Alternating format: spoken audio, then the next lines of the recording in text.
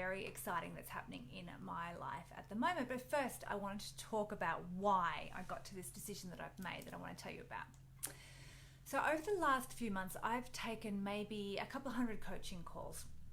And in those calls, we always discuss goals and dreams and desires. And I talk to these people and they want these. They've had these goals. They have these dreams. They have these desires and they want them so badly. And yet they're just not making them happen. And when I talk to them, it's very clear that there's a part of them that actually doesn't believe that they can have it. They believe that somebody else could have it, but they don't believe that they could have it. And it's the part of them that's quite deep down inside that's doing it.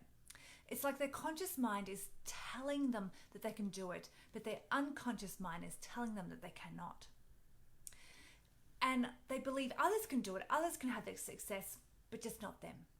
And it's like while they've got their foot flat to the floor on the accelerator, they're also like jammed on that handbrake. And all that's happening is that their wheels are spinning and rubber is burning and they are getting nowhere and they are exhausted and frustrated and struggling. So how can this happen? How can, on one hand, how can we have these goals and these dreams and these desires that we see other people achieving too? It's not like no one has ever achieved these goals. Other people are achieving them. So how on one hand can we have these achievable goals, but on the other hand, we just aren't making them happen? Well, it comes down to something called limiting self-beliefs. So we all have a belief system that we formed when we were still just children. So, and we may have just been a few months old or a few years old, but most of our belief system was formed before we were 7. And we do this, we make these belief systems as a coping mechanism as children. But the problem is that these beliefs that we create as children are then like lenses that we're viewing the world through. And these beliefs that we formed, that are really just stories that we told ourselves and we're still telling ourselves, are what we view the world through. And our unconscious mind and our conscious mind is always looking for proof to back up these limiting self-beliefs. So it's like we're running our adult life on an operating system that was designed by a small child, and it is just not working. And these beliefs that maybe got us through when we were children are just not serving us anymore. So our brains are our greatest assets and our greatest enemies. They are so capable of achieving so much, and yet they also stop us from achieving it. So what do limiting self-beliefs look like? Well, for some people, some very unfortunate people, they're just a continuous voice in their mind. Some people it's just a little voice, but it's a voice that's telling them things about themselves. It's telling them they're not smart enough, they're not clever enough, they're not good enough, they're not pretty enough, they can't do it, that they're not worthy, that they're not deserving. It tells them that there's something wrong with them. For others, it can be a combination of that, but also it can be that they're doing something to try and block it. So they might be overeating or over drinking. And that was mine, overeating. I spent my whole life overeating, binging, trying to block what was going on in my mind that I didn't even realize was there, right? It's this unconscious belief system that was causing me to be miserable in my life.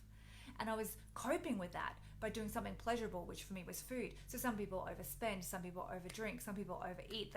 Some people they're on social media all the time, or they're doing something to try and block this voice. For other people, it's like a feeling of overwhelm, a lack, a despair, a lack of connection. They feel like they're just not capable. They feel like they're not worthy. They feel like they're not as good as others, as if there's something broken inside themselves, when in fact the opposite is quite true.